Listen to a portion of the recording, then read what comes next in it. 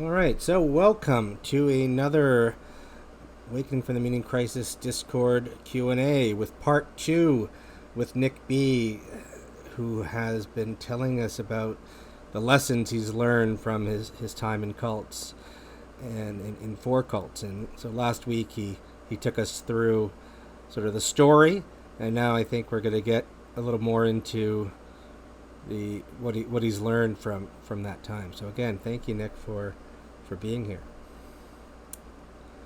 Absolutely. Um, yeah, this part is a little bit more theoretical and more of the kind of sense making that I've done after the fact. Um, it's a little bit more controversial as well, if some of the conversations I've had about this topic are any indication.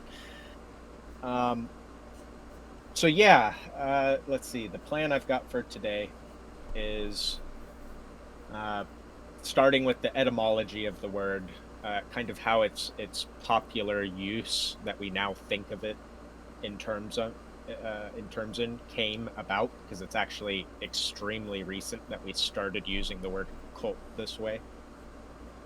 Um, from there, I go into what I consider to be a much more useful framing. Um, so a lot of that is dealing with quite directly posing an alternative use for the word and the idea of what a cult is and what it represents. Um, and then from there, I go into some features of cults, and I kind of frame this question rather than what makes something a cult and what makes it not a cult. I instead try and frame the question around what makes a good cult and what makes a bad cult, and how does this transition occur? And as you'll see when I get to that part, many of the aspects that we find in cults, we find everywhere within our culture and our society, and even our direct personal relationships and friendships. Um, and yeah, so I'll talk more about that when we get there. Right, Great. so starting off, I figured I'd go start off pretty clear cut here. um, the word cult really wasn't used very much until the late 19th century, early 20th century, and we see a pretty sharp spike in its rise, or in its use, around 1910 to 1920. This also coincides with the first Red Scare, which was around 1920. Although we actually see its use coming up from religious people making Kierkegaardian-like critiques about religion.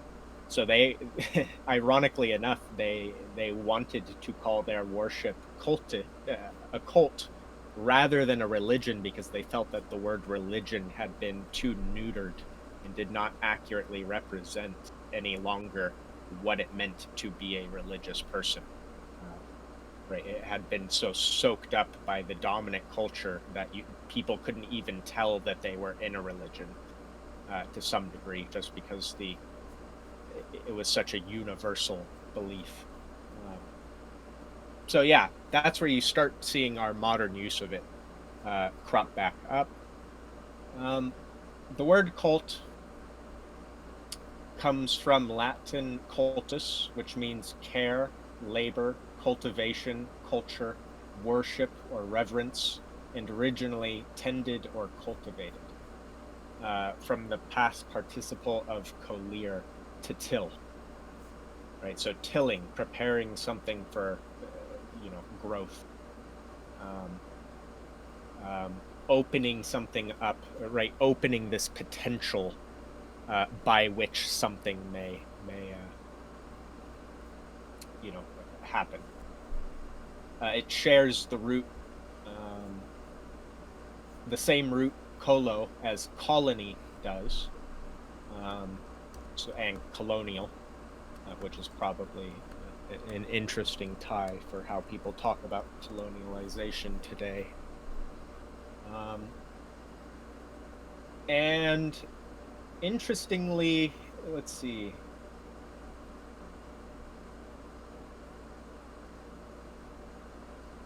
Yeah, so from in Fitzward Hall's Modern English from 1873, we see this movement of the word cult back into religious conversation, uh, where he says, cult is a term which, as we value exactness, we can ill do without, seeing how completely religion has lost its original signification. Um, and then, right, another entry I jokingly put in here, but I think is very relevant for the discussion later, is cult, an organized group of people, religious or not, with whom you disagree. And this is from Hugh Rawson's Wicked Words from 1993, which is obviously written with a strong dose of irony. Um, so yeah, what I want to kind of focus on here is this transition by which the word cult picks up its pejorative meaning. And this actually happens surprisingly later than one would think. Um, as late as 1977, the dictionary had no pejorative uh, definition for the word cult, and it still was not defined by what we would now call a cult. Um, so it's granted, dictionaries sometimes take a little bit of time to alter meaningfully words and how they change. Um, it seems pretty clear that it wasn't until the early to mid 70s or so that the word cult really started getting this pejorative connotation. And you can actually even see it, like if you look up the news articles at the time from when Manson was arrested in his trial, very, very few of the articles from that time will bring up the word cult at all. Usually they use the word ritual, right? Ritualized murders or ritual killings to describe what happened with the Manson family.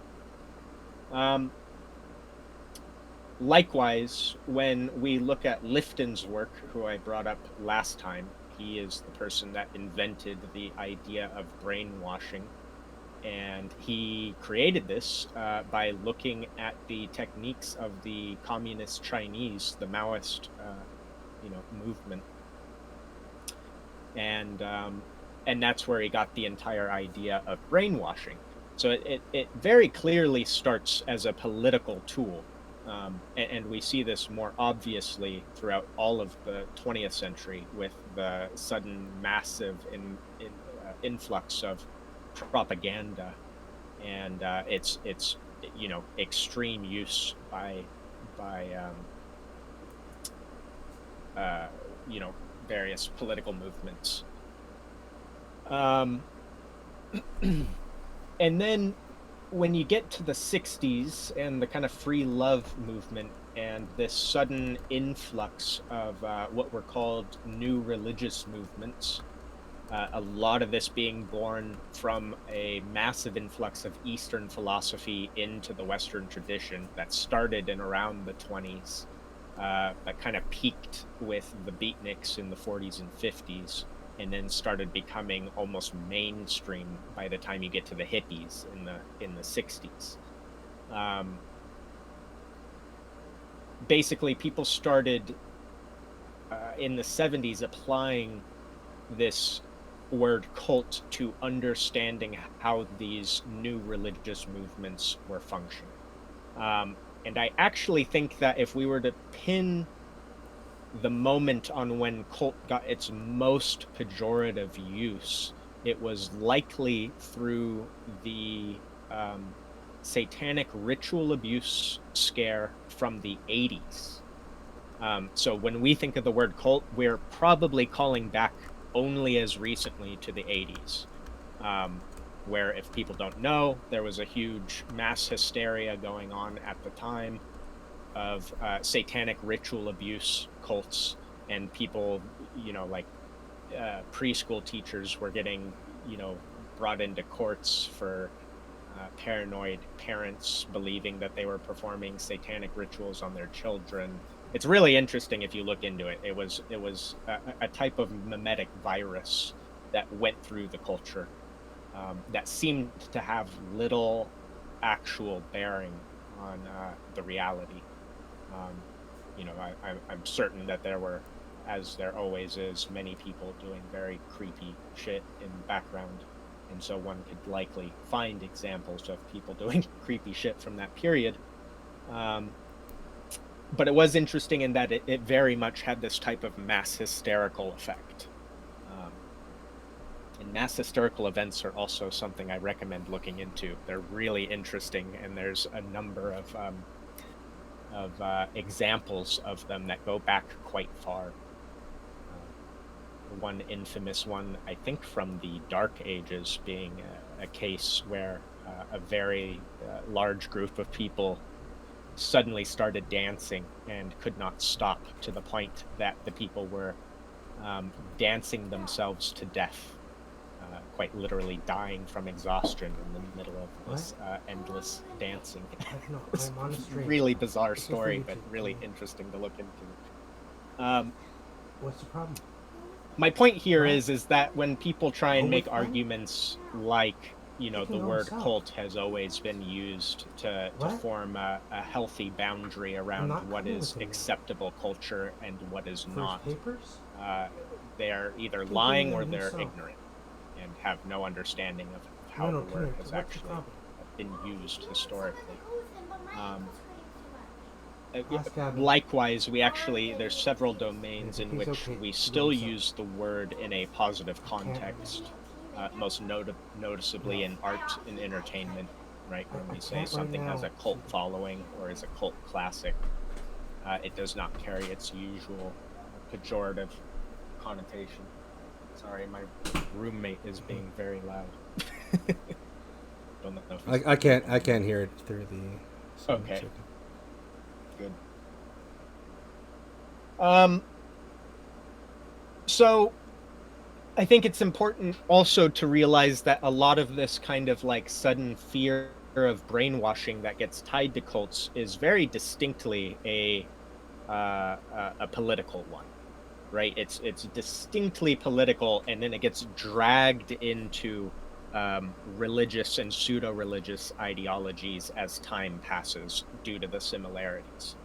Um, and it's no coincidence, I don't think, that we see a sudden increase in the rise of the term cult, distinctly at periods not where there was a lot of religious activity going on, but where there was a lot of political activity going on. So again, right, Lifton writes his work to literally as a counter against the growing communist fear.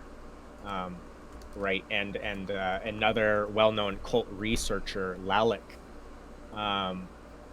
the cult that she was in was distinctly a political one. It had no religious ties at all. It was the Democratic Workers Party, or something like DWP, here in America. And it was after leaving that cult that she became a cult researcher and started applying what she had learned from her time in it to a broader sociological lens. So we have to be pretty aware that a lot of its use often comes down to seemingly this attempt following World War II to try and totalize a culture when you have rules and laws like the freedom of speech and freedom of religious affiliation. I forget what the right term is, but right, you basically you start needing a way to control the Overton window of your culture, particularly in very divisive times like following World War II and during the Cold War. Such that you're able to properly frame your country against an enemy without having the country split apart inside of itself. Uh, so yes. Often when we're dealing with the word cult, we're looking at a political tool that got repurposed for religious ends. Although all of these ends seem to be very and primarily concerned with controlling the Overton window. And I'm not actually arguing against using a word this way, as I was mistaken in a previous conversation. We do need normalizing terms, and we need boundary condition terms. Those are both very useful things. But I think it's important for us to remember exactly what the word is doing. And likewise, there comes a point where, which I think we have long since passed now, where that normative function can't actually survive due to the internal tensions of the culture that we're in. And I actually lay this quite distinctly at the feet of the meaning crisis. So I would say that one aspect of the meaning crisis, and perhaps of post-modernity in a more general sense, is that it has a way of fractioning worldviews and removing the mechanisms by which we hierarchically ordered worldviews, such that everyone is already looking at everyone else in our current cultural situation as if they're in a cult already, right? So the atheists look at the Christians and think they're in a cult. The Christians look at the atheists and think they're in a cult. The Democrats look at the Republicans and vice versa, right? Everyone is already looking at everyone else by their ideological identification. And then how that ideological identification doesn't just stay as an ideology or a worldview inside that person's head, but how it scales into sociological systems that the person belongs to. I would also say that part of what's driven our kind of conception in that direction is the massive rise of branding through the 20th century. And again, if you think what the word is, right? A brand is what a farmer would put on his animals so that people knew who the animal belonged to. And I don't think it's a mistake that we use the word brand to describe the clothing we wear or how we walk around as literal free advertising space for companies. And I think it's really important to kind of get a phenomenological understanding of what exactly is occurring when we wear a giant logo on our chest and then go out into the world and interact with others, presenting ourselves in the armor of this larger symbol that represents a cultural affiliation that we hold. So, right, I think it's important, one, to kind of look at it from the perspective of why are we doing that? Like, what's our take when I put on a piece of branded clothing or whatever, a bumper sticker on my car? What I'm communicating to myself, right? So its ability to hold and form my internal sense of identity. And then on the secondary, how we do this in a projective way so that we can use them as heuristics for navigating social space, right? So when someone's wearing a Volcom t-shirt, we know they're probably some type of skateboarder or surfer or somewhere in that culture, that they probably have some, you can get a hint of the musical taste they probably like, from punk to butt rock to, whatever little range of things. What they're probably going to talk like, right? You're able to identify in a group of strangers who you will most likely be able to have a fun conversation with through the use of branding. So in many ways, I would view branding as a very distinct but a very weak form of cultic affiliations. And I think that this really starts to reach its peak when you see, for instance, I think it was a couple years ago, Facebook was going, I don't know if they did it or not, but they were going to launch a relationship, a kind of like, Tinder or whatever, maybe something less overtly sexual than Tinder, but a relationship matching service through Facebook. And the main mechanism that they used to decide, I mean, this was actually fairly genius, both from an advertising standpoint and because it probably would have worked. What they used as the metric for if two people would get along was the brand pages that the person followed on Facebook.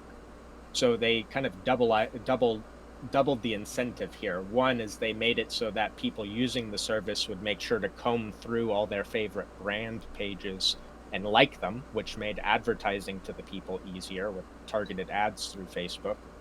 And likewise, it allowed them to have better matches by looking at the range of cultic affiliations that the person subscribed to, and thus was able to match people across various groups based on their ideologies as communicated by whether they liked Supreme or not.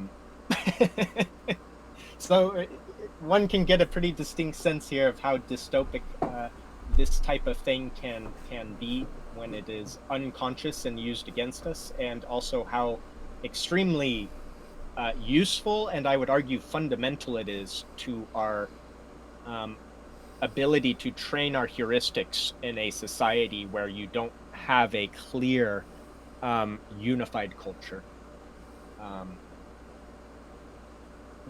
So I'll take a quick break there before diving further into this and see if anyone has any questions. That was a really good job, Nick. Yeah, go ahead. Go ahead, Adam. I was just gonna make a comment. That was really good. Thank you. So I was wondering. So you made the point that the term cult almost has a propagandist tint to it, where sort of the people who didn't like these groups were using it pejoratively to brand them. But do you think we're sort of stuck with that negative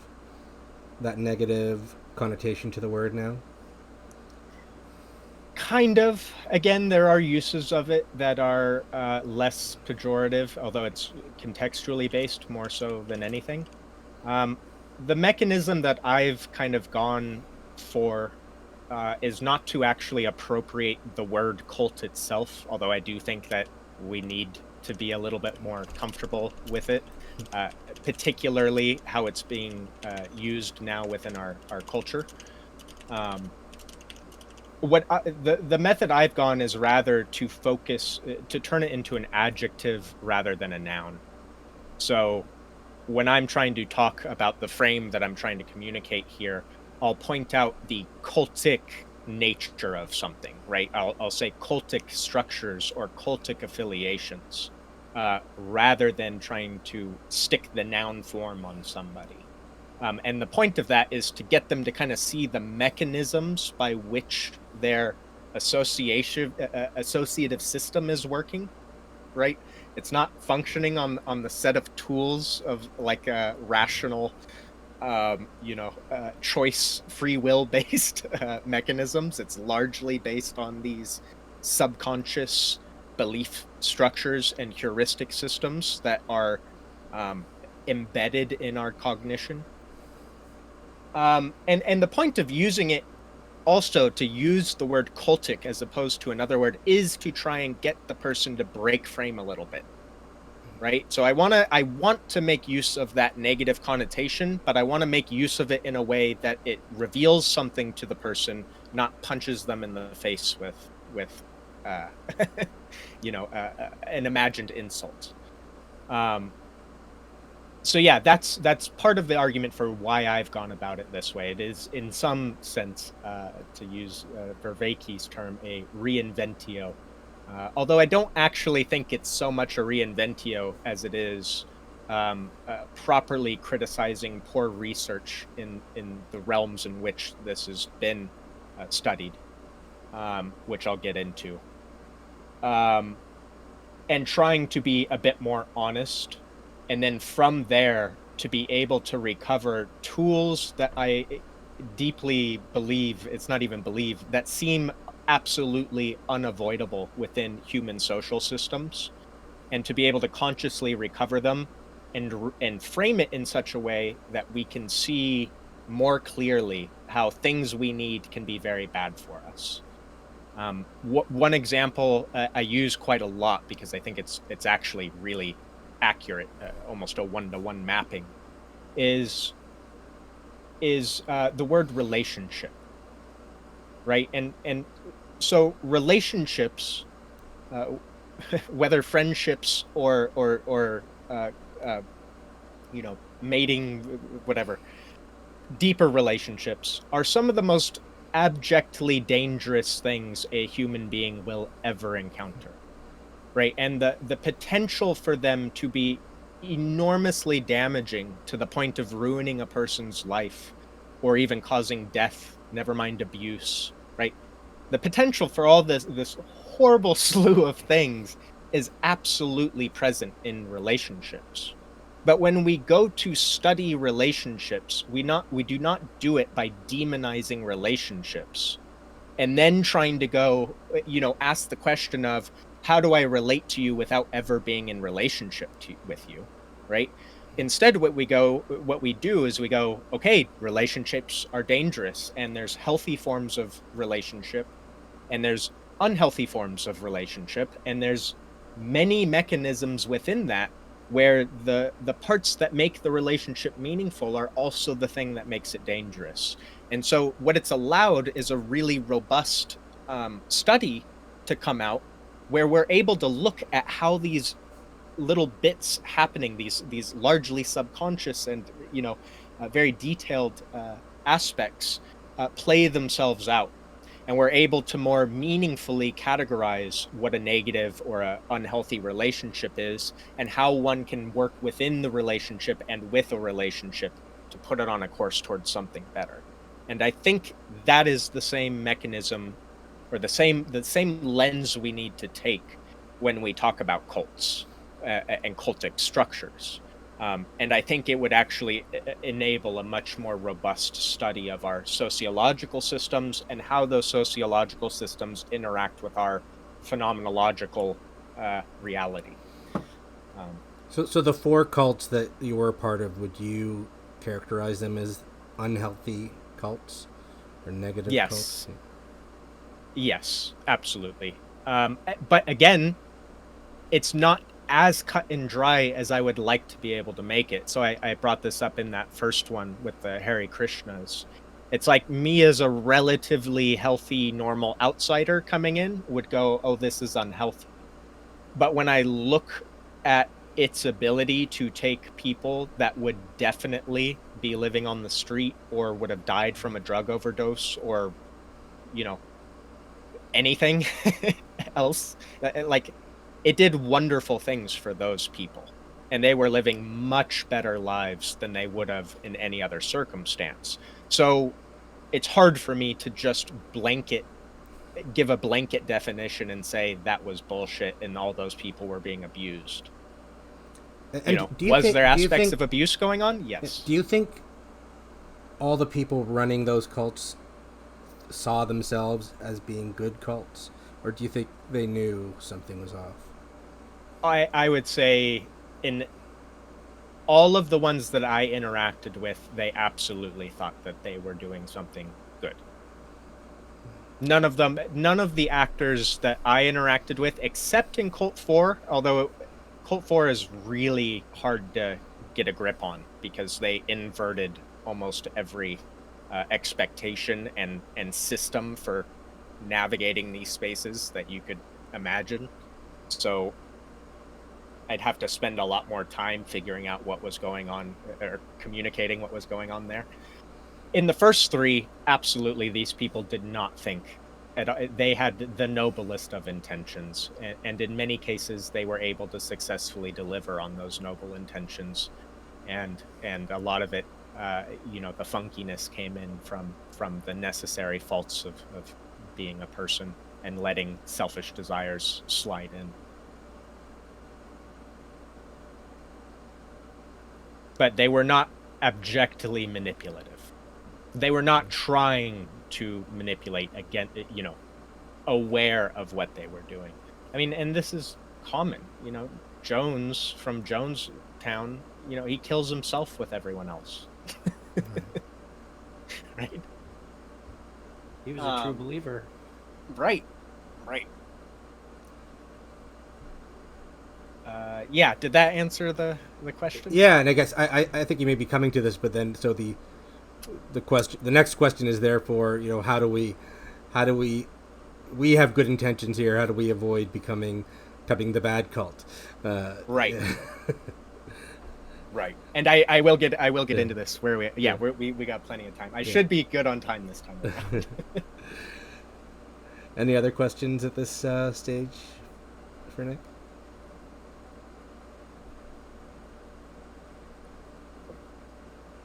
All right. I do. It's just I've been taking notes, so there's so much here, and I really appreciate you going through this because it's a lot. In terms of using the word and the definition changing over time, do you see the definition changing again, perhaps back to a more positive outlook? Yes, and I think that this will largely come likely from when people finally realize that rather than defending themselves from the endless, everyone calling each other a cult, when they just give up trying to defend and say, my thing's not a cult, your thing is a cult, and they just go, sure, whatever, it's a cult. And when that happens, I think it will, in a very post-ironic sense, actually start to recover its definition. I would hope that by the time something like that happens, there is actually some robust understanding of the mechanisms at play, because I think that could slide into hellish territory very quickly. Thank you. Yeah, I'm breaking the boundary to try and put up a better wall rather than breaking the boundary just to go, look, it's all the same.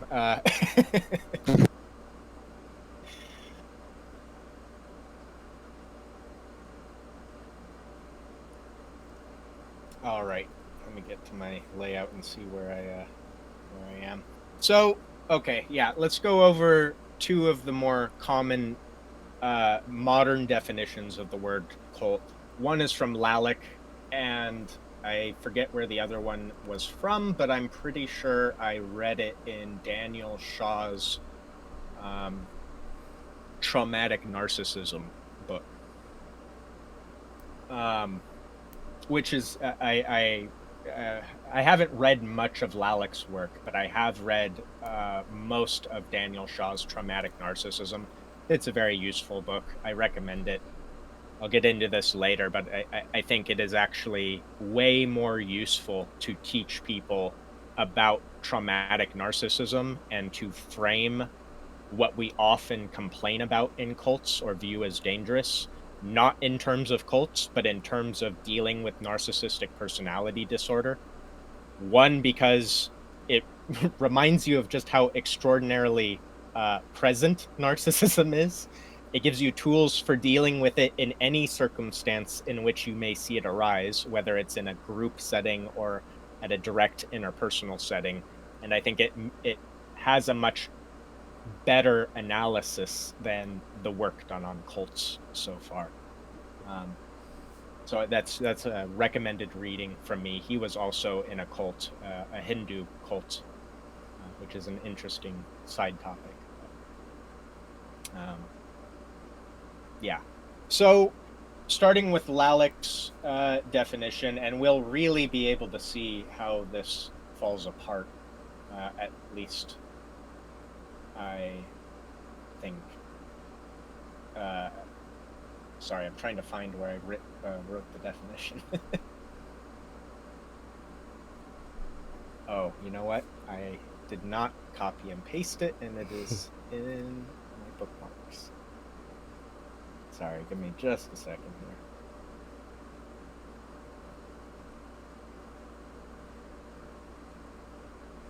Right, so we'll play with two definitions. One is from right here off of Lalek's website, Cult Research. A cult can be either a sharply bounded social group or a diffusely bounded social movement held together through shared commitment to a charismatic leader. It upholds a transcendent belief system, often but not always religious in nature, that includes a call for a personal transformation. It also requires a high level of personal commitment from its members in words and deeds. This definition is not meant to be evaluative in the sense of implying that a group is good, bad, benign, or harmful. So right there we see it lose its normative function. Rather, it is meant to convey a systemic view of such a group, which is comprised of a charismatic relationship, a promise of fulfillment, and a methodology by which to achieve it. Cults differ in their specific ruling ideologies and in their specific requirements, practices, and behaviors. A single group may even differ over its lifetime or across different locations. These groups exist on a continuum of influence regarding a particular group's effect on its members and on society, and vice versa, and a continuum of control from less invasive to all-encompassing. Cults can be distinguished from other non-mainstream groups. For example, religious or political sects, fringe or alternative groups or movements, communes, and intentional communities, because of their intense ideologies and their demand for total commitment from at least some of the members. That paragraph alone should have thrown up a few questionable flags. Each group must be observed and judged on its own merits and its practices and behaviors as to whether it falls within this category type, which is not meant to be dismissive or one-sided. Cults are frequently totalistic and separatist. Some cults are totalistic when they are exclusive in their ideology, and impose upon their members systems of social control that are confining and all-inclusive. Some cults are separatists when they promote withdrawal from the larger society. Now that last little bit, I actually found useful, because I think adding an adjective in front of the word cult is probably the most useful way to go about it. So, right, describing what type of cultic structure it is, right? Is it totalistic? Is it authoritarian? Is it narcissistic? Some mixture of these. But as hopefully you could pick up on reading that, one, her definition slips multiple times. So the way she defines it at one point runs counter to the way she defines it later. And the other problem actually comes up when I did a little further research on her definition of charismatic. And her definition of charismatic actually has nothing at all to do with a charismatic leader. Rather, she defines charisma as a response in the recipient, such that a leader is a charismatic leader so long as someone finds him to be charismatic. Now, you can see why she made this move, because one, the move away from essentialism is very popular nowadays, and two, because essentialism in this case being that the leader has some quality that makes him charismatic, and two, because you have to deal with the very real problem that certain figures that some find charismatic, others find actively repelling. And so you need some way to figure out what exactly the word charisma is supposed to be pointing to. My contention would be that within a secular context, the word charisma means absolutely nothing. If you look into the etymology of the word charisma, it comes straight out of Christianity in the form of charism, the plural of which was charismata, and literally means a gift from God. So the person has some gift given to them by God that makes them very proficient beyond the level of normal human achievement. In a secular context, all it means is that a person is able to convince somebody else of something. And I think that's probably a more useful way to go about it than trying to deal with the word charisma within the context these people are using it. Right, and I think we can also have much stronger mechanisms by which we can define how a person may be convincing, and it helps us move away from the naive assumption that a cult leader has to act like Tony Robbins in order to be very effective at what he does. I would argue, right, a person can be deeply not charismatic in the traditional sense of the word and can still form a very strong cult following only because they make very convincing arguments, for example. Yeah.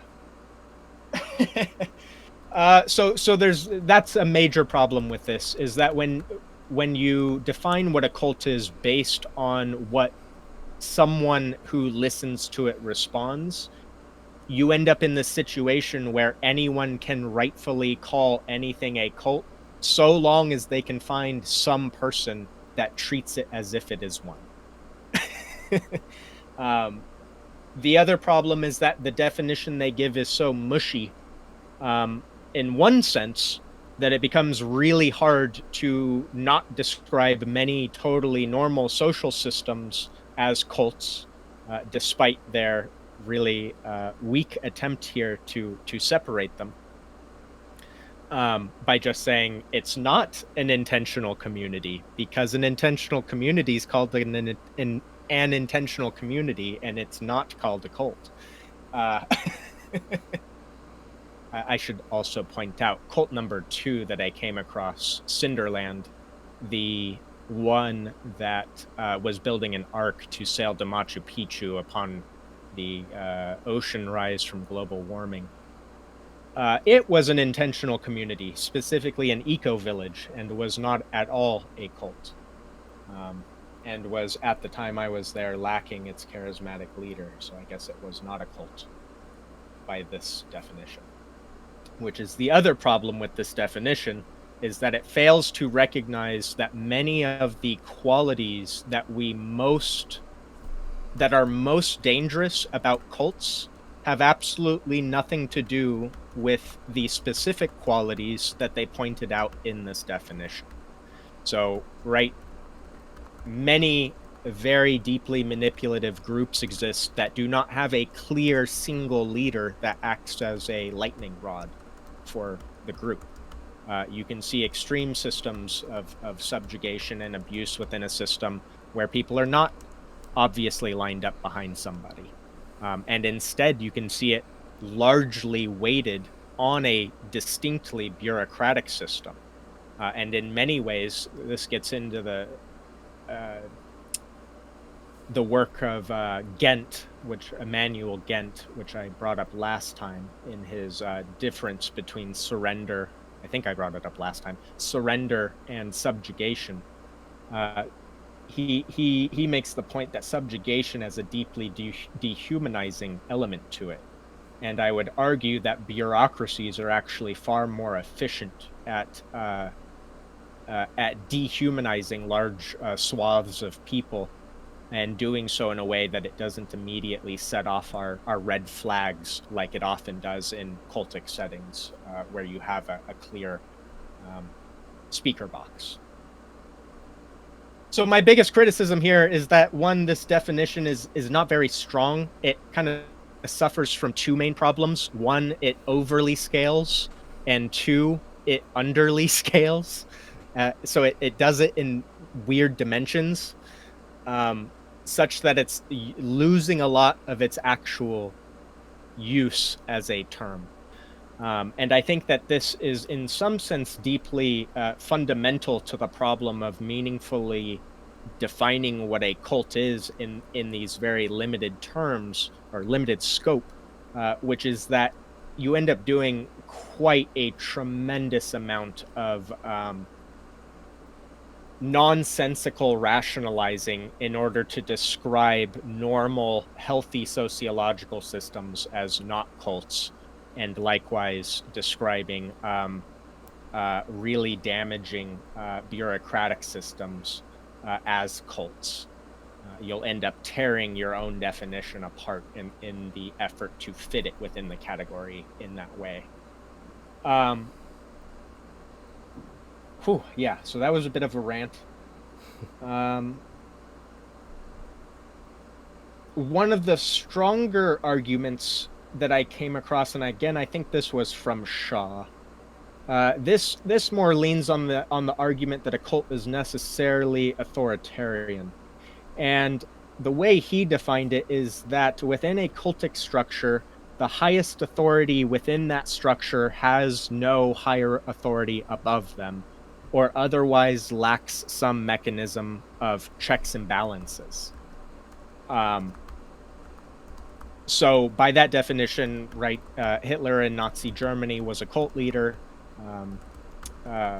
Kim Jong-un or Il, Un and then Il, are cult leaders because they do not have a higher legal authority, and neither do they have meaningful checks and balance systems within their government to rein in their power if it starts going out of control. Arguably, this is the main critique of Western countries over communism, is that it is fundamentally cultic because it loses the mechanism to rein in the authoritarian's power once he has been granted it for the sake of restructuring society.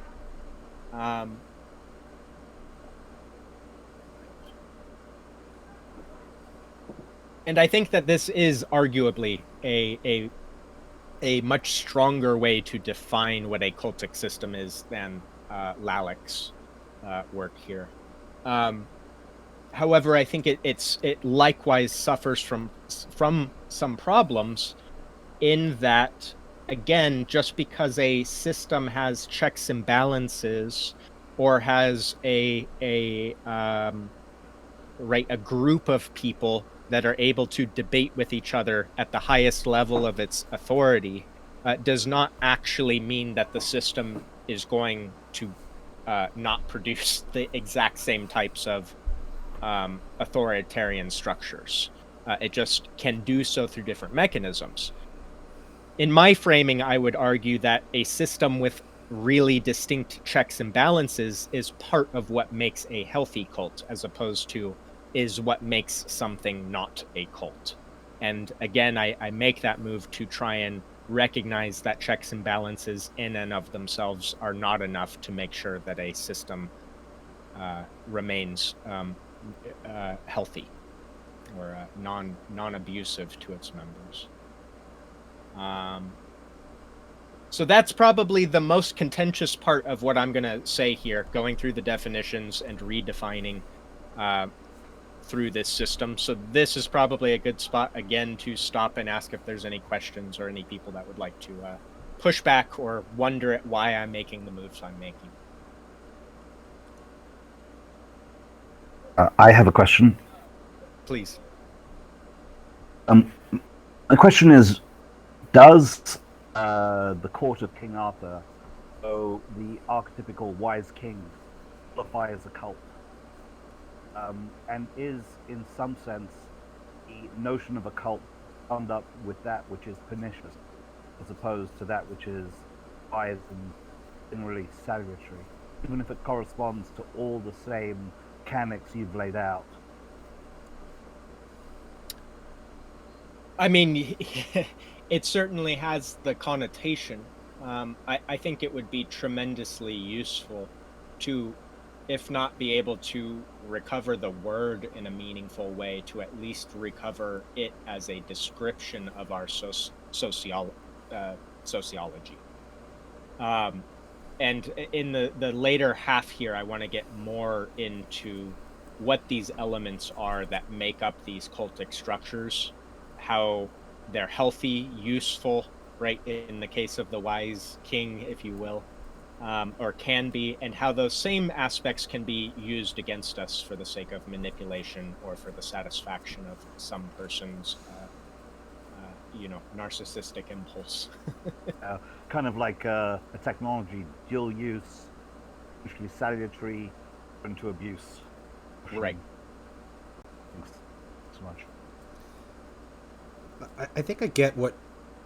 I think I get the gist of how you're redefining it, but I also wonder, is there some utility in keeping the definition to sort of these smallish groups with a quote unquote charismatic leader who, I know, I mean, I see charismatic as more than just you can convince anyone, but sort of somebody with a particular gift of the gab who doesn't have to have great arguments or whatnot to convince people. It's just through force of personality, and Right. and that they have sort of almost a mesmerizing type of hold on their people. There seems to be a utility in having a word that describes that type of group rather than a definition that could include governments, of entire countries that are authoritarian. So Lalek is, by their own definition, the definition that you just gave of cults is not in any way the definition of cults.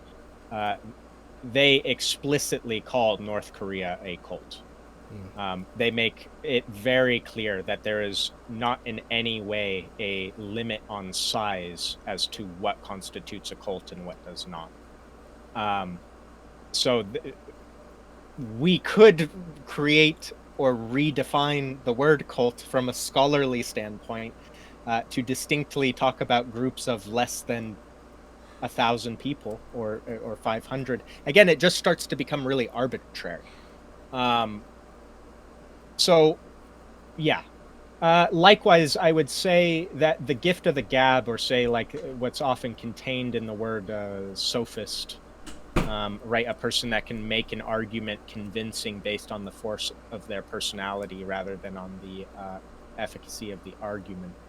The way I've dealt with this is, again, making perhaps a similar type of move that I'm making right now, which is that people can be convinced on using any number of channels. The interpersonal channel is definitely one that can be made use of and abused to convince something or someone of something, regardless of whether it's a good argument or not. So I agree that there is definitely utility in making sure we are deeply aware of that type of ability to convince. It may be even totally appropriate to title it with the term charisma. My point is more that when we are speaking about these cultic groups, if we define it only in terms of charisma, you're going to miss a huge swath of deeply abusive systems of subjugation that are not built around a classically charismatic leader. Right. There's other ways to fudge people's circuits so that they become convinced other than the interpersonal one. And if you make use of those and abuse them, then you can still create these abusive systems and get to say, oh, it's not a cult though, because I don't stand up straight enough for it to be called a cult. Or whatever, right? Putting on the air of social authority. Any other questions for Nick on this section? The very quick follow-up question, if I can, Nick.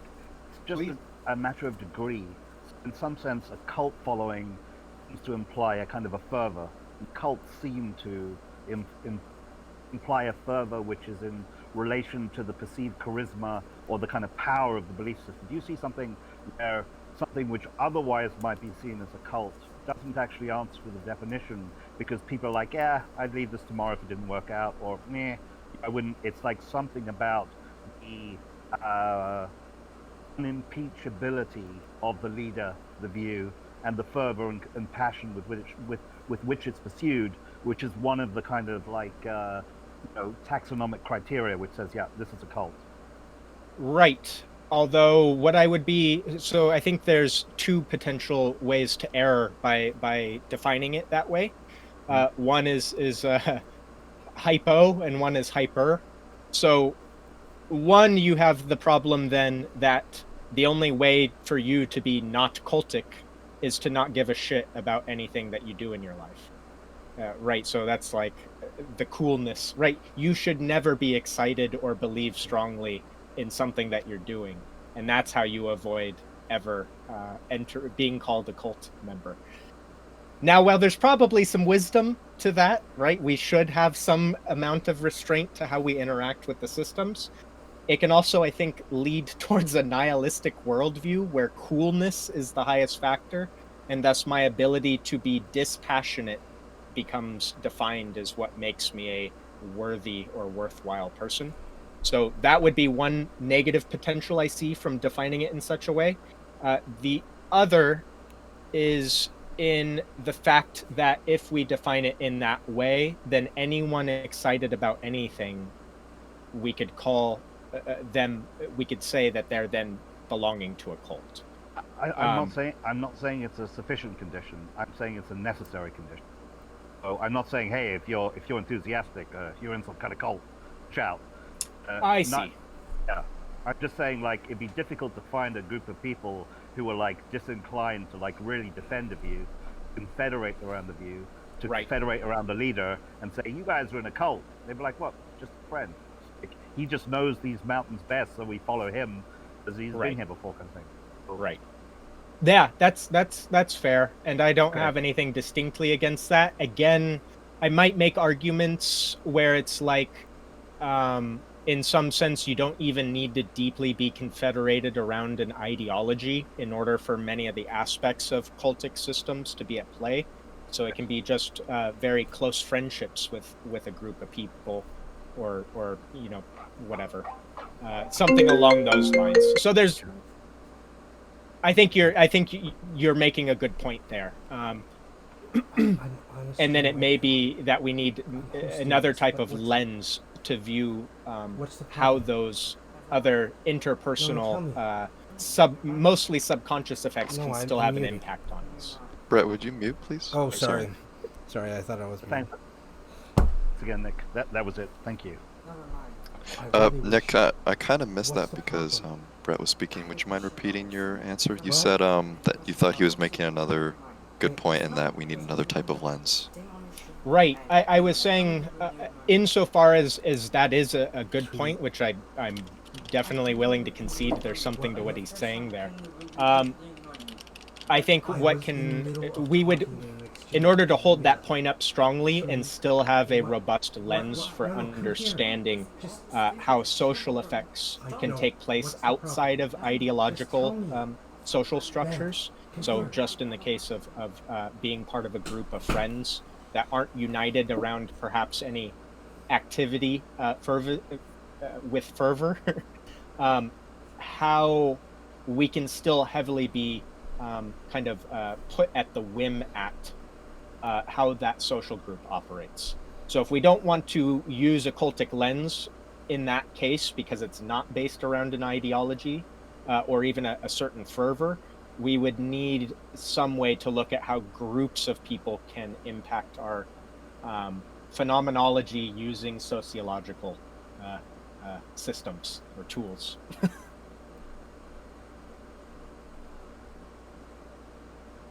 I would do so using a cultic lens because I think it captures a lot of stuff and gives us a robust lens.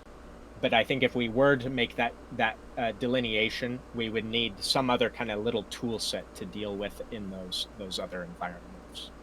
Sense. I've just got to step away for a minute, but please keep on talking. And I just have some children issues. Sorry, I thought I was muted before, but I'll be back. So I'm listening. But so keep on going, please. Cool.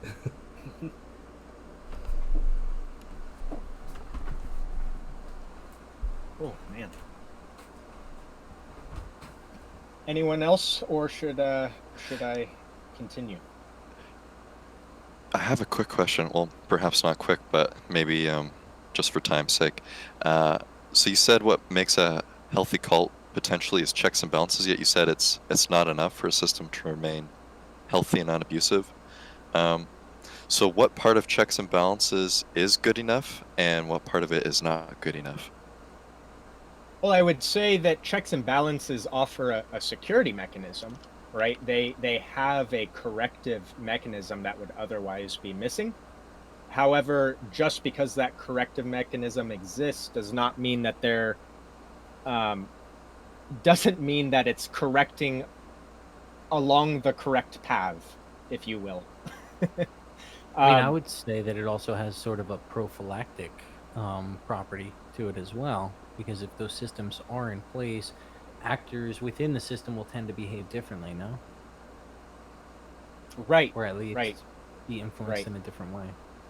Yes, although what it can also allow much sneakier forms of manipulation because people think they're in a system with checks and balances, and those checks and balances are not operating according to the rules that they think they're operating according to. Right, so this might be something like paying out, classic forms of corruption in systems that have checks and balances. Not the blue check marks on as an example. Right. It's a nice check and balance system there. But right, yeah, in some sense, checks and balances allow us some level of correction, and that's part of what offers health to a system, but it does not ensure it, is my only point there. Thank you. I think maybe a good example would be like your immune system, because your immune system can't afford to keep everything out because you still need to eat. But it is still a defense mechanism against things if you not have your best interest at heart, let's say. Right. And there's two categories of error there. One where it's overly attacking things, foreign things coming in, and then the other where it starts attacking itself in the effort to.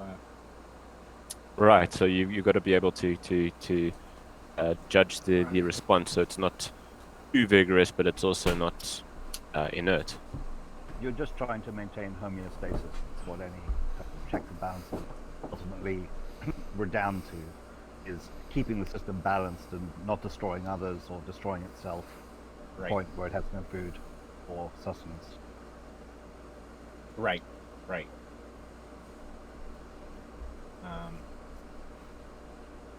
Yeah, and there's of course many perceptual problems that come up as a consequence there. Yeah, and a lot of my argument here is like you're never going to design the right system, right? It's like if we could, in the sense of like Plato's Republic or some, right, we would all be living in the wonderful, perfect utopia, and we would have been here from 100,000 years ago.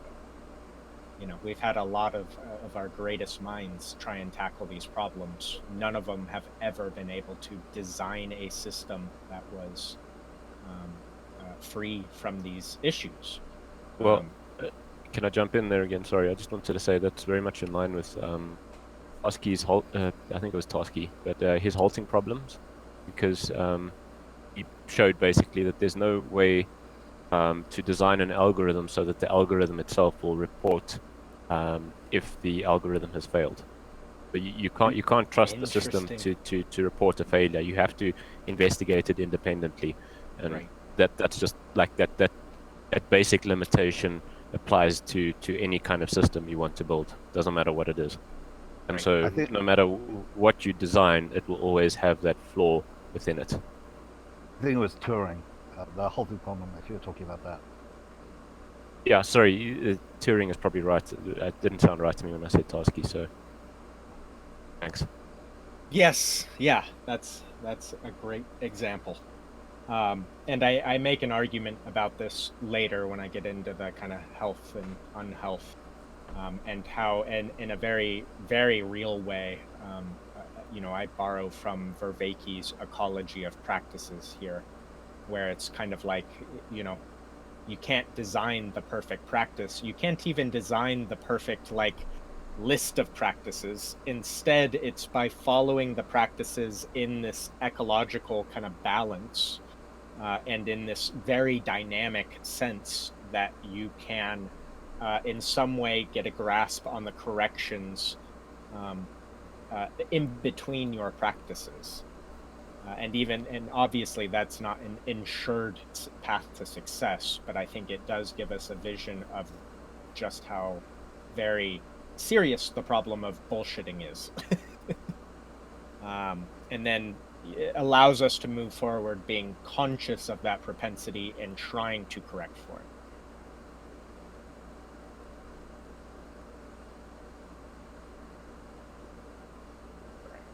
Anyone else, or shall I keep going? Man, my throat is acting up a little earlier than last time.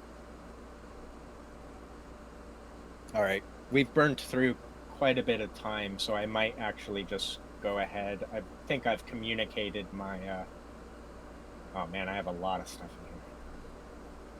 We can do part I've communicated, I think, the lens I'm using clear enough. Does anyone have any questions on the lens I'm using and why I'm using it?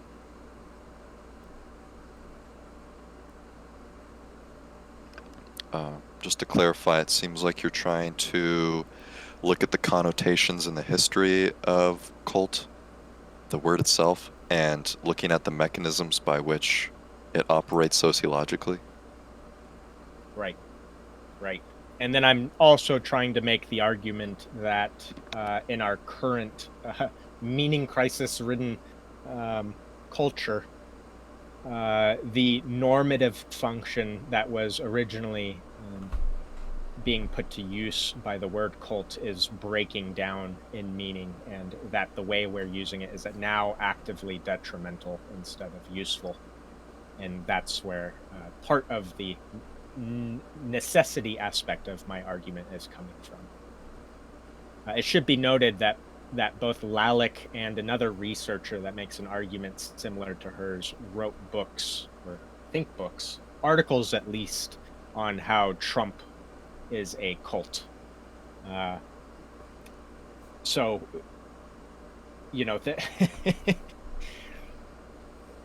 putting to use its normative function in this way, I'm not sure, you know, if even the supposed great cult experts of our time are using it in this way. I'm not sure that its use is justified any longer, and that we need a more nuanced perspective on how to deal with it. Which is not to say that there are not culty aspects in all of politics, but there's something a little creepy about a cult expert using it as a political argument tool.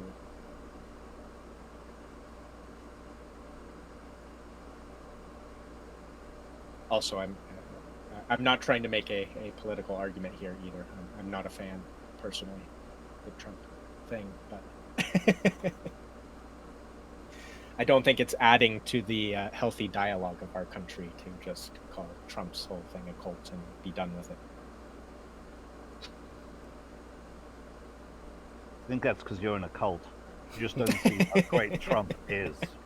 Let's continue. All right, so finally, let's get into some of the problems, some of the good examples, and some of the bad examples.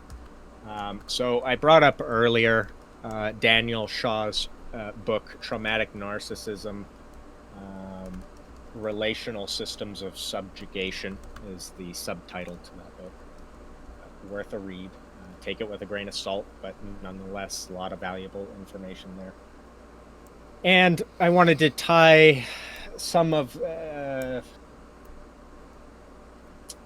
one, I wanted to kind of deal with the extraordinary rise of narcissism that's currently a major feature of our culture, and how everyone is in some sense trying their hardest to become a cult leader, except that the reward for doing so is, instead of free sex with all the women, is a lot of likes on your Instagram page.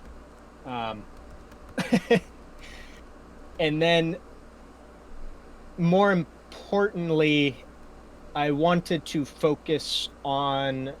So there's two aspects here. One is that I think what we are picking up on, and what people are picking up on in our current age as narcissistic power, is actually a bastardization of something that is truly and deeply powerful and meaningful and necessary for humans, which I've been terming ontological power. And then I wanted to relate that difference between ontological and narcissistic power to the difference between surrender and submission, which again comes from Immanuel Kant's work. He's a psychoanalyst dealing with surrender, submission, and masochism, sadomasochism. Again, if you find his article, it's online. It's like 16 pages or something, not that long of a read. A lot of very valuable information, should be taken with an enormous grain of salt. So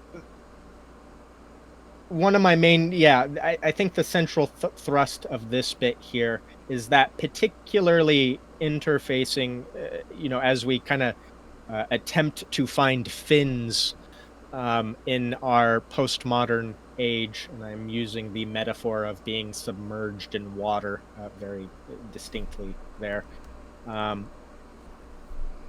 We have we have in a sense fallen back on earlier systems for judging, which I've played with this in terms of an authenticity hierarchy, as opposed to modernism's credibility hierarchy.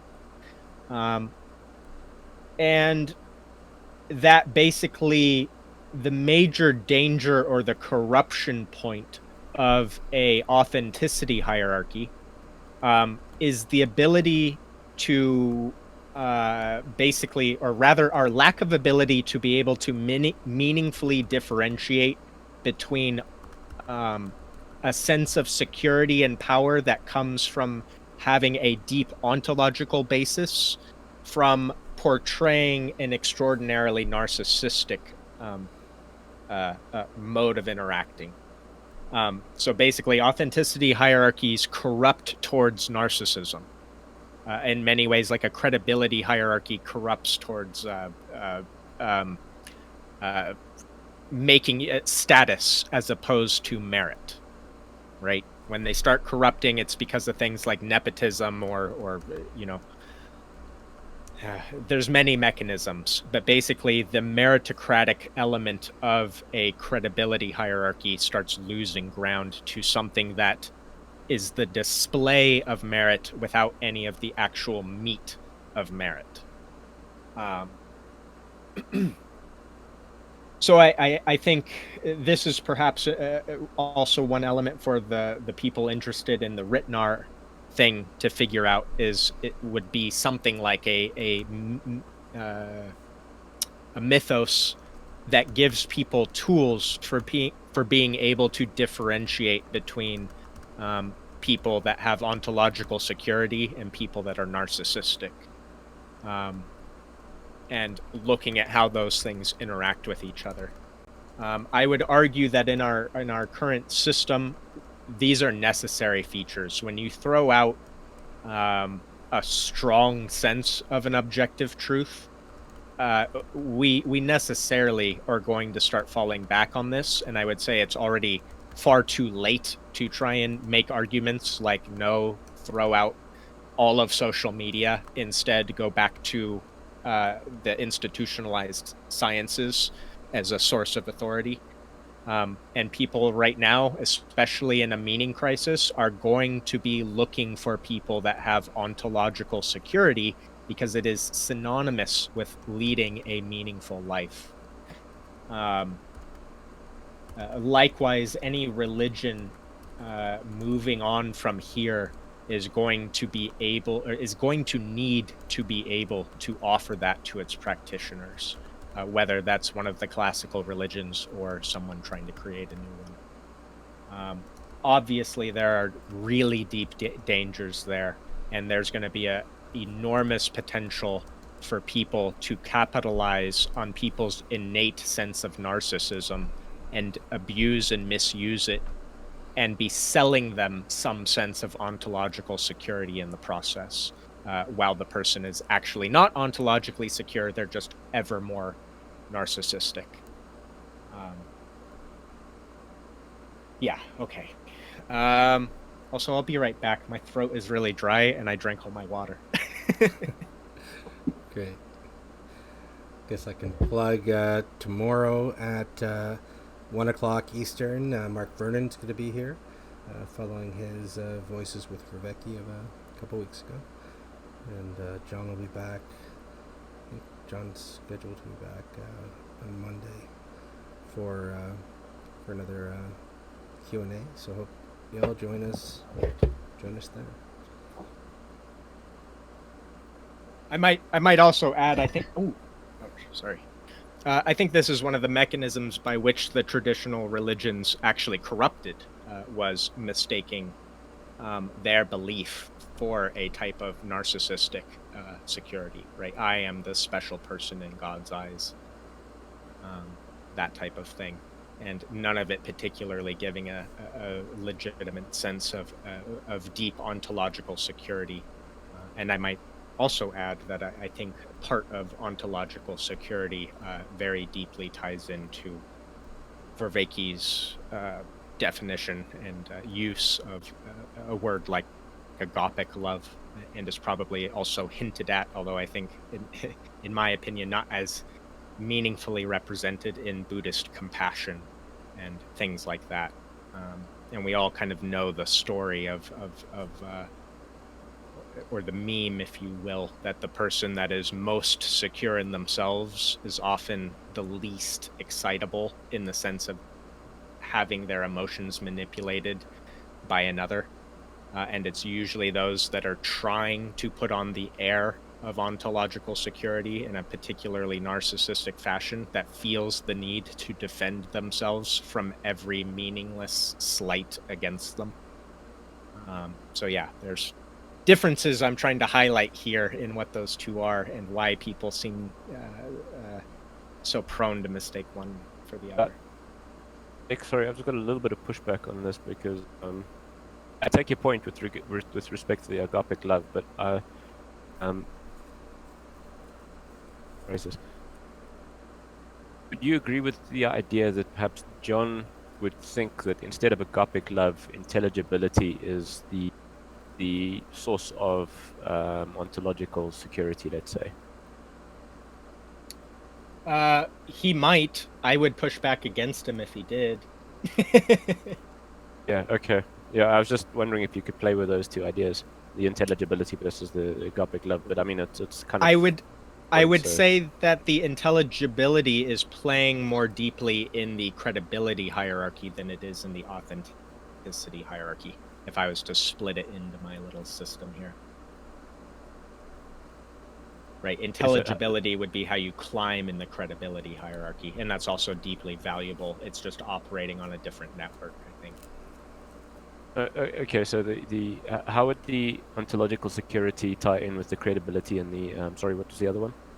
Authenticity. Or are you saying that those two aren't? You don't have a way to bring those two together? I would. The image I often use here is the Star of David. So you have two hierarchies balanced against each other, and are mostly overlapping, with the very peaks of each hierarchy, as well as the corners of the bases, missing from each other. So in some sense, part of the very lowest of one hierarchy is missing from the other, and the peak is also missing from the other. But I think we need, right, if we're describing a stable, meaningful system, in some sense it is credibility that makes authenticity valuable, and it is authenticity that makes credibility valuable. And so there is a deep synthesis. Right, but I'm trying to connect that to the ontological security, or like, I'm just not sure how those ideas relate. Right, so I would argue that the goal of the authenticity hierarchy is this ontological power. Okay, and you say that's agapic. I was trying to point towards a couple qualities that one might be able to discern about what ontological security offers a person that's not present in narcissism. Okay, yeah, okay. I might be trying to read deeply in what you're telling me then. Sorry. No worries.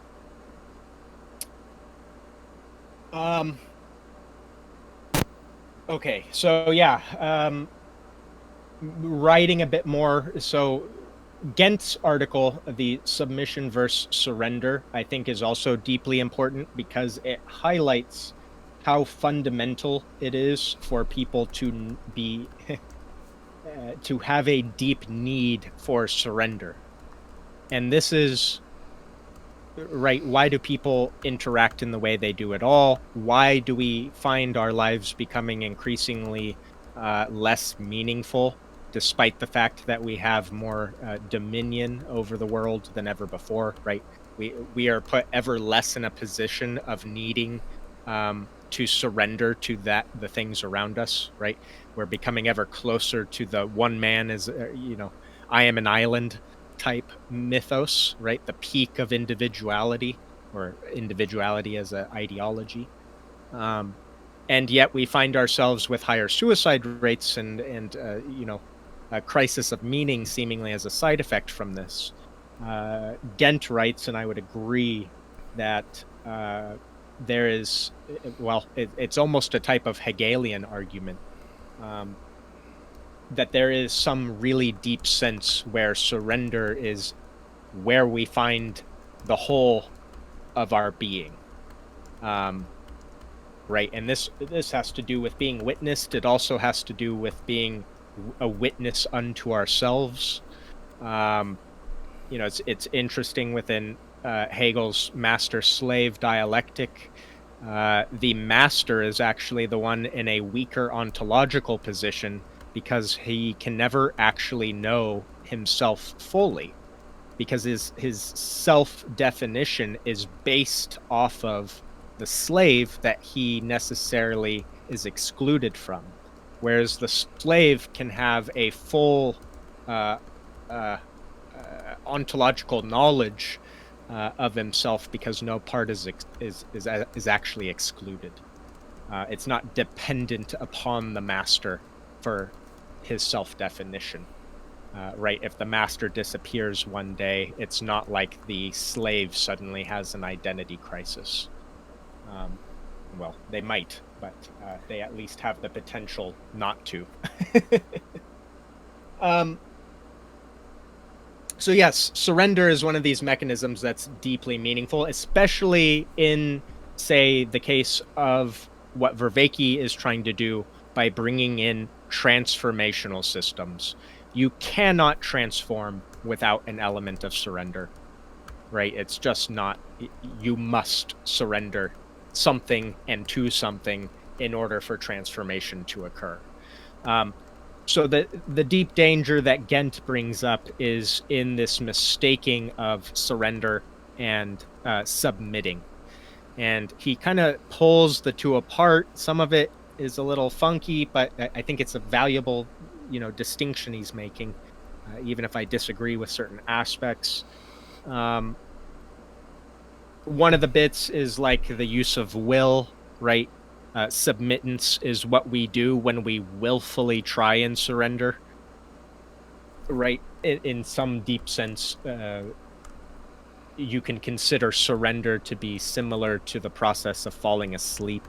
It's something that you can give yourself an affordance for, but you cannot actually will yourself to sleep. Likewise, you cannot will yourself into surrender. You can only will yourself into submission. And this is and this I found very meaningful coming out of my cult, or going into my Cult 4 experience, as I had just come out of this deep state of surrender that was extraordinarily experientially and ontologically meaningful. And finding myself lacking that surrender, I immediately willfully sought it, in some sense through submission. Granted, I did not fully ever submit to the system, but I can see the movement inside my own head for how that transition occurred and how likely that transition is to happen. So again, when we're talking about meaningful, healthy cultic systems, transformational systems, something that makes a very deep affordance for surrender while being extraordinarily cautious and present of the tendency for surrender to slide into submission is very important. Within Vervaeke's work specifically, I've tied this to the distinction. Surrender is what is present in dialogos, right?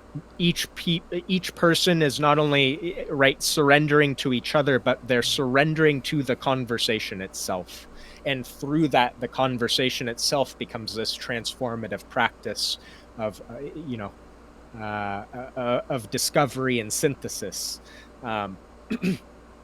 The further you get away from practices like that and closer towards, say, classic student-teacher relationships, the more you're going to have a much stronger propensity for that surrender to turn into submission. And with that, you're going to have a lot of the dangers of, classic cultic elements become more present.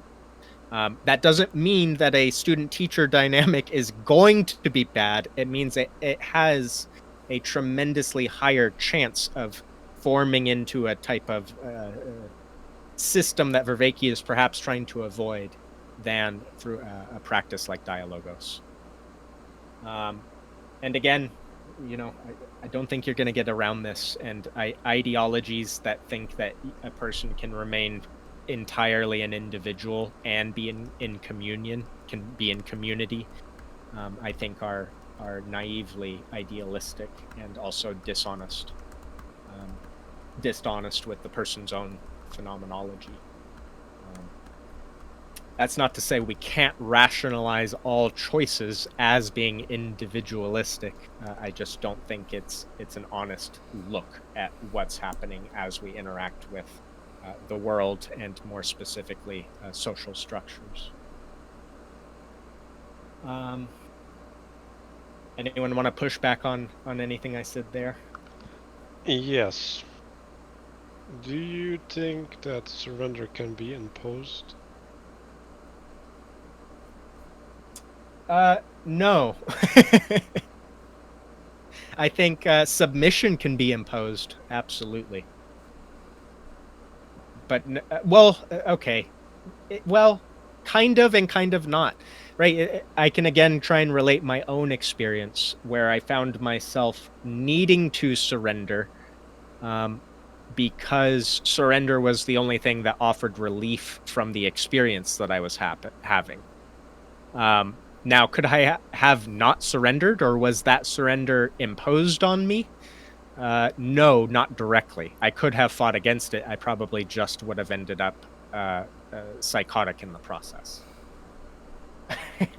Arguably, I would say, too, you will necessarily end up psychotic if you have lost the ability to surrender.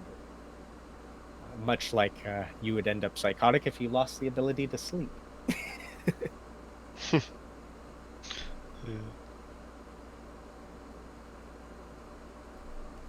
So you think you can impose submission? Yes. Absolutely. Of course, right? Someone can overpower you, use a gun, break your leg, right? Whatever. Right, but the act of submission is still a choice, though.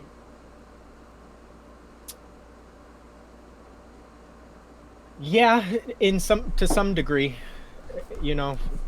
I mean, at a certain point, viewing it as a choice seems more ideologically driven than meaningfully driven. But yes, there is some point where a person could stop struggling against the situation. Whether one calls that surrender or submission is perhaps highly dependent on the scenario. Also, I don't want to stick too strongly against distinction here. Again, I think there's very many useful aspects of what he's teasing apart, but I don't want to view this surrender versus submission thing as it's like I back it 100%.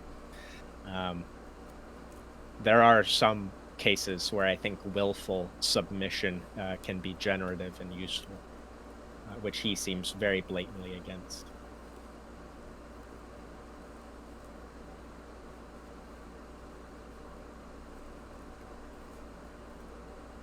Okay. Let's see. Yeah, Generative so for who? defining... Oh, sorry? Cases where surrender and submission could be generative, but generative for who? For the surrenderer or for the higher power? Well, there's certainly cases where Or it's some generative for complicated- both or either party.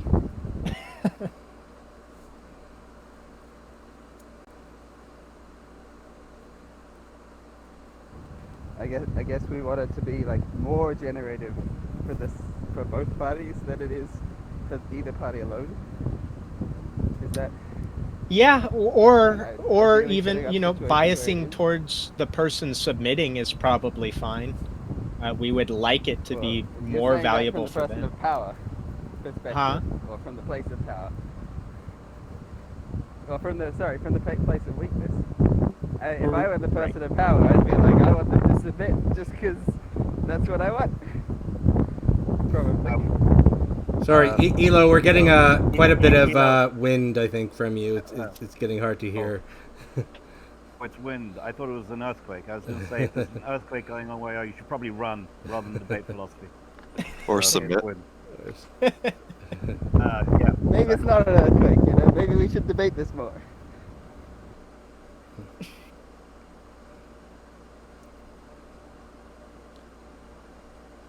Yeah, so being aware that some type of surrender, if you're going to have any transformation, is important. Don't be naive and think I can, you know, become an entirely different person without giving anything up.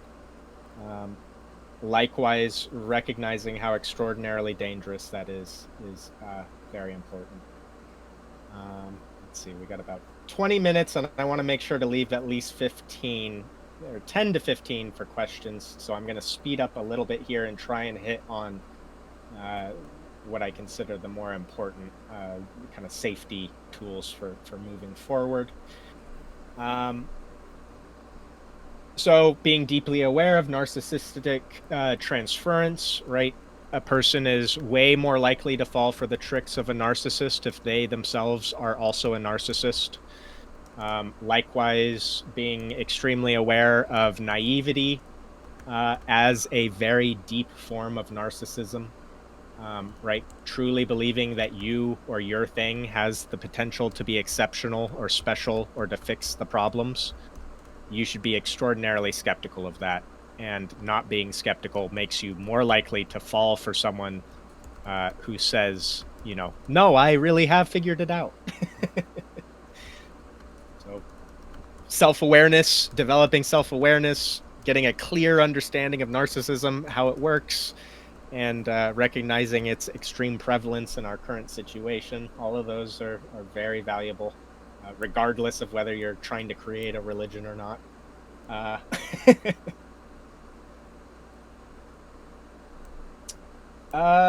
Be aware of thought-stopping techniques. So in a more general sense, going through Lifton's work and understanding the mechanisms that he put out for thought control or thought reform is important.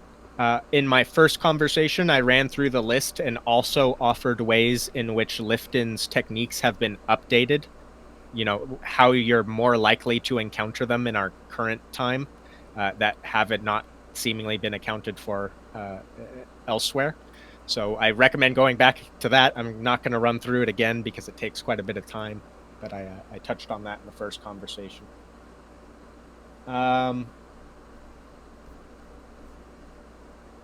Let's see. Graduation. So this is a big one.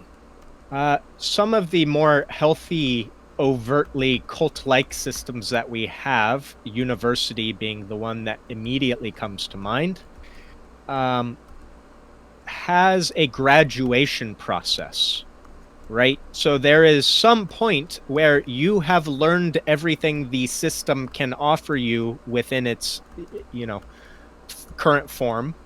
And then you go out and leave the system behind and you do your own thing, ideally in such a way that it makes the system that you once belonged to more valuable in the process of your novel work, right? You do not want to find yourself trapped within a system that never offers any type of ending point. This is how you get very deeply entrenched power dynamics and things like that.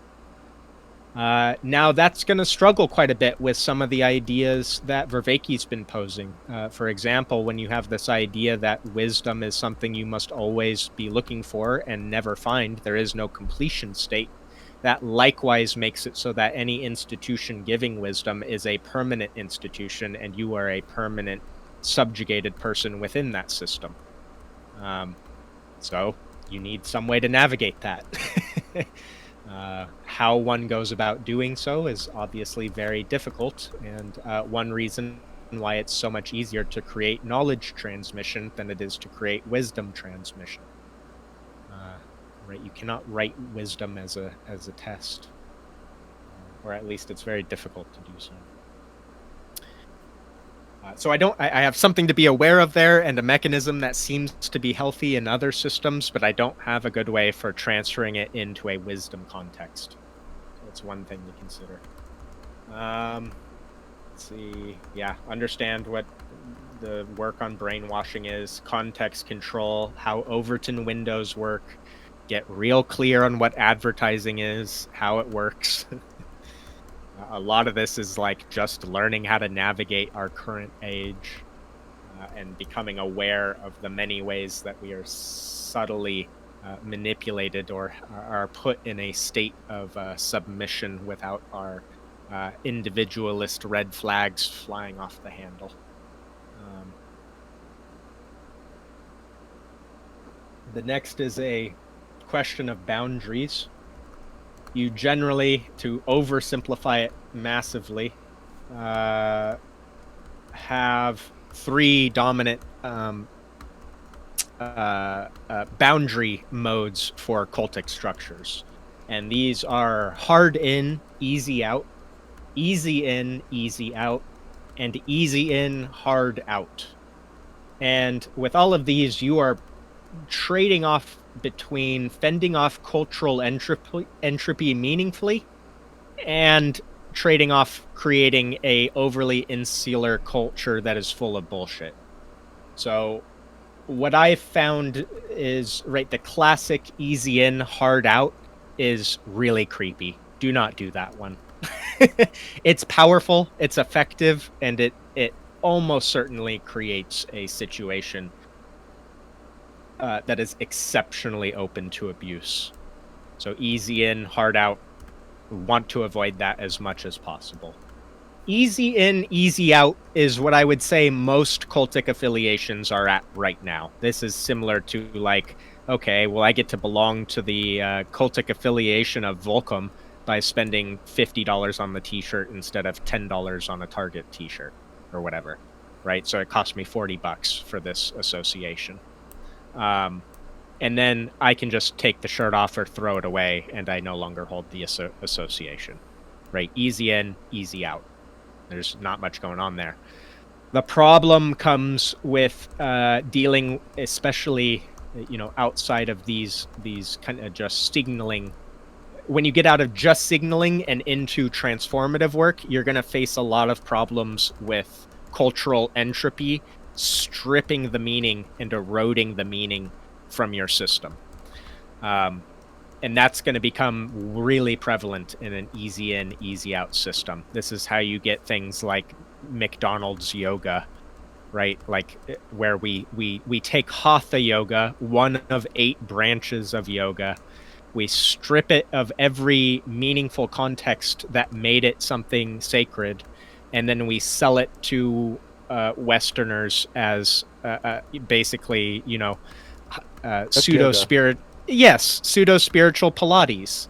And that's all there is to it, right? And yes, is it doing something? Yeah, probably. And, the problem is that if all of our spiritual or wisdom tradition systems are functioning on that principle, they will be consumed alive by the culture, and they will never actually deal with the meaning crisis problem in any meaningful sense. Which leads me to the last, which is hard in, easy out. You want to form some type of boundary that makes it relatively hard for a person to enter into your system. That way they cannot just steal and run with whatever they want and go make shitty versions of it. Likewise, you want to make it as extremely easy as possible, low commitment to leave. And that's actually really difficult to do for a lot of other sociological reasons, right? How humans form relationships and that type of stuff. But in my experience, this is the best way to deal with this, the two dangers here. One becoming creepy and insular and manipulative, and the other being totally meaningless and ineffective. So, and some good, one good model of this is something like the Orthodox Christian Church, where it's very easy to come in. You're totally allowed to show up at a service or a sermon, but to actually be considered a member of the church is a very long process of regularly showing up at that church, not having the right to claim that you're, I forget what, catechumen or whatever that first stage is, and generally showing a lot of interest and devotion to wanting to be part of this structure. And it's after having gone through this and learning and all this stuff that they finally let you in. So it's not hard in the sense of like you can't even get in the door. You want to be able to get in the door, but to be a meaningful contributing member and to be considered part of the in-group of the church is quite a to-do. And then, of course, you can just leave if you so wish. So that's one way to deal with it. Many ways to set up this case, but I was just trying to create a broad stroke picture there of different setups and what the kind of trade-offs are. Transparency. Don't do things you'd be ashamed of. This should be obvious, and yet it's usually not in practice. This is like the safe space problem. You create a little bubble where you can relax and let down the shields a little, and then you find yourself on a slippery slope towards doing things that you wouldn't do if you were in more open view. So there are limits to this, right? There is a need for private spaces and private life. However, ideally, one keeps in mind the idea of transparency and not doing things that we ourselves would be ashamed of if they were known. All right, we're running out of time, so I'm going to hit on the last one.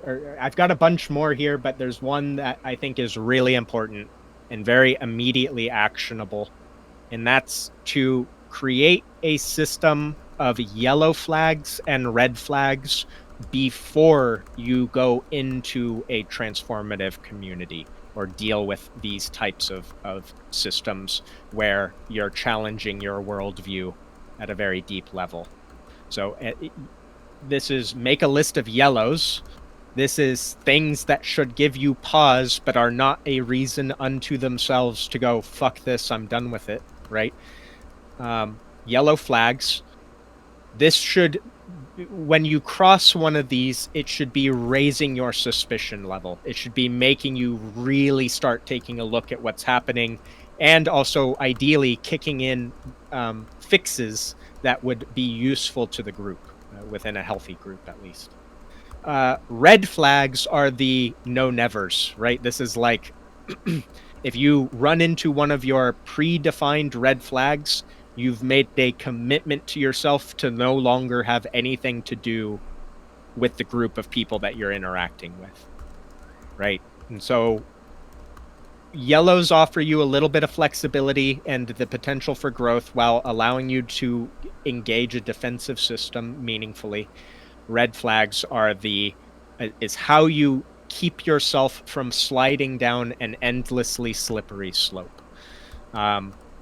And when it's hard to say this, it's hard to give people a sense of this kind of death by 1,000 paper cuts that happens within these groups. But I credit a good portion of my leaving Cult 4 with having set up before interacting with it a list of signs for myself where I would I drew one line in the sand, and then I drew one in like granite. And when I got up to that line that was carved in granite, that was how it's what gave me the umph to actually be able to kick myself out of this, death by 1,000 paper cut slide that I was on. So I really highly recommend doing something like that when you start interfacing with, experimental groups or even not even experimental groups, right? They can be entirely mainstream groups, and the political discourse slides to such a level that our internal compass gets totally, shifted into a place where we start becoming something we never thought we could be. Of course, the much overused reference to Nazi Germany comes to mind. But yeah. Whew, okay. Any questions? Sorry, I thought I could get through more of it. I got a good chunk of the good stuff out there. Hopefully you guys found some of that useful. And I'm open for Q&A if anyone's got some stuff to talk about. Well, just really quickly, the granite line for cult number 4, what was it exactly? Like, what was the thing that kicked you out of cult 4? Sorry, I was that caused you to kick yourself out. Drinking water. It was, in this case, it wasn't even the granite line, to be honest. So much as, like, I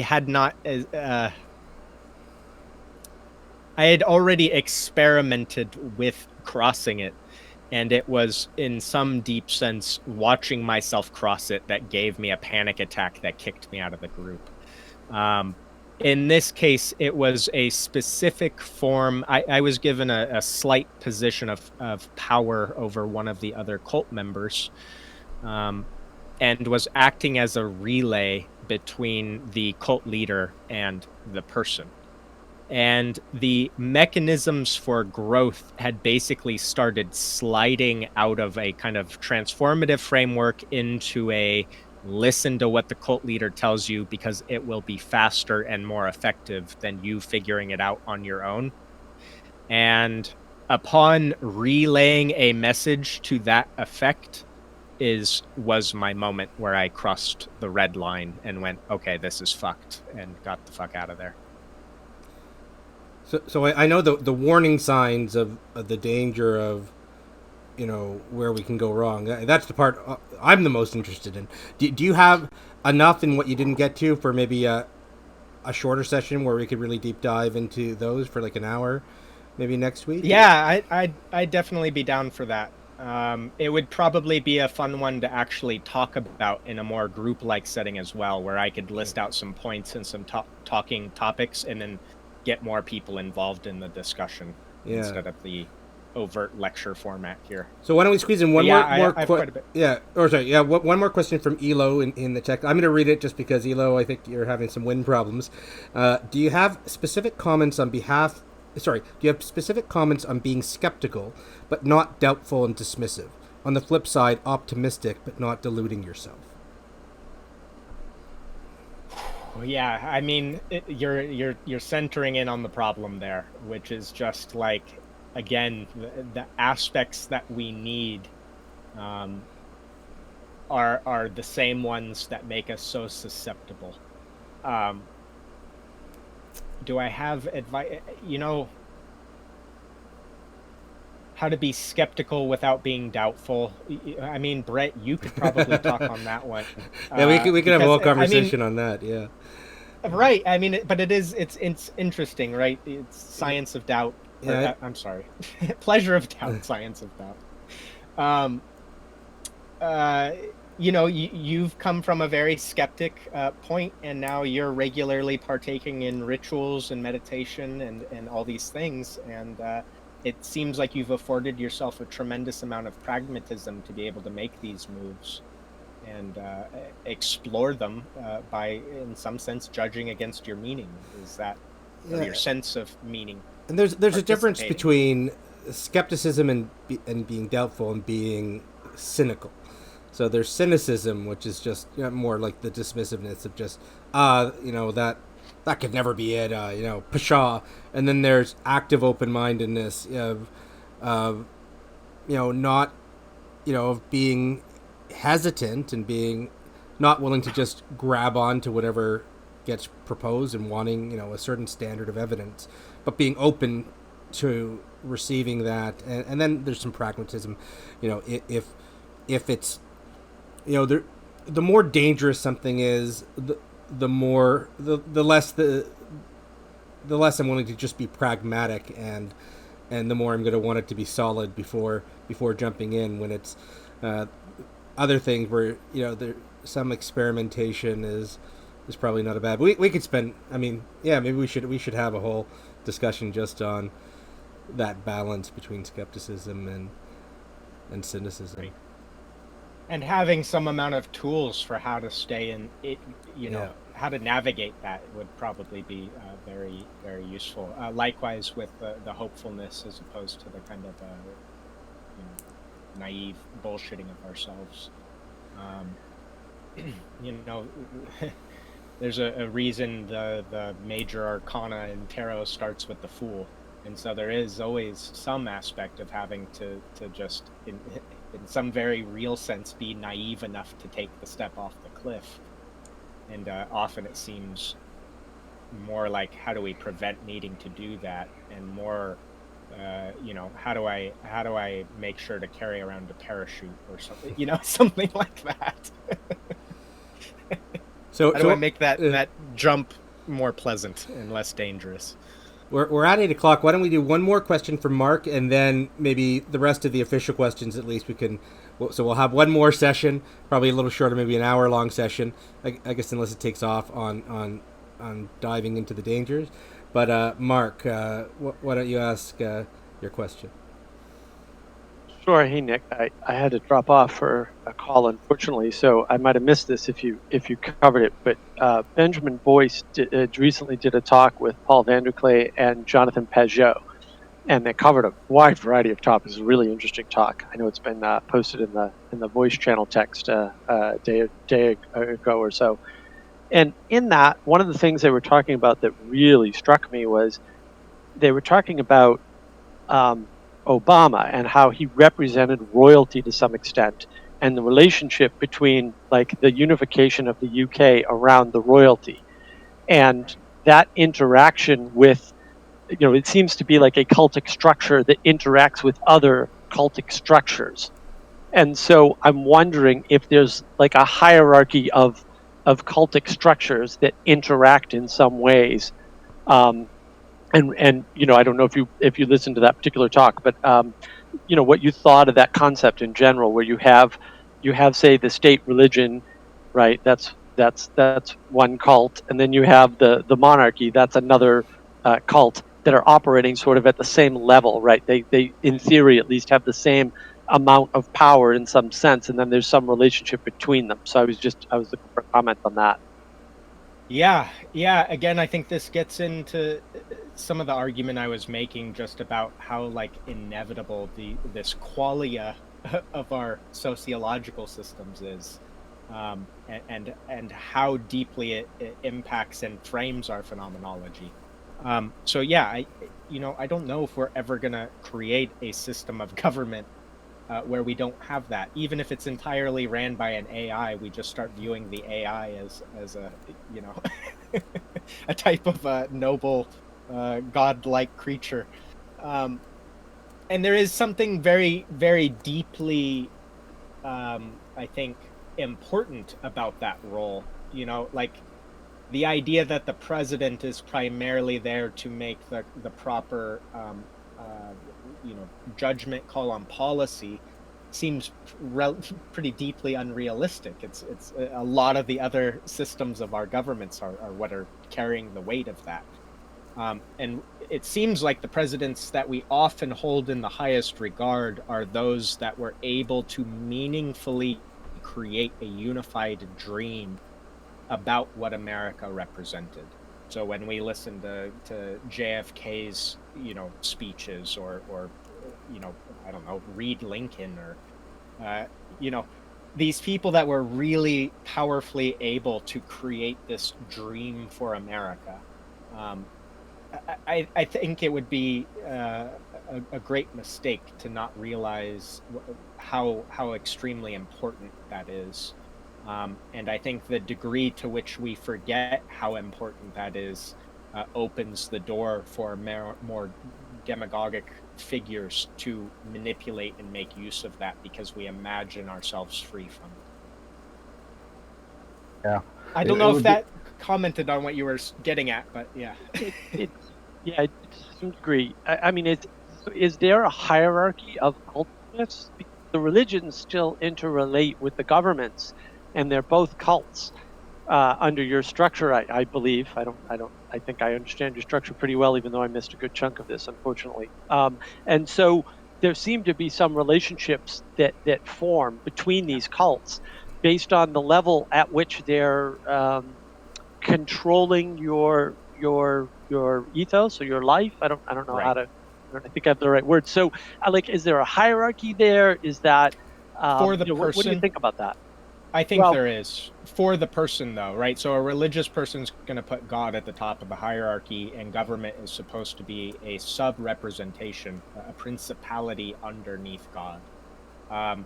In a secular frame, a secularist might put science up there, right? And the government should be purely and only informed by science and should be subjugated to whatever science says. Or they might be a different type of secularist and they put politics up at the top, and science should be subjugated to politics.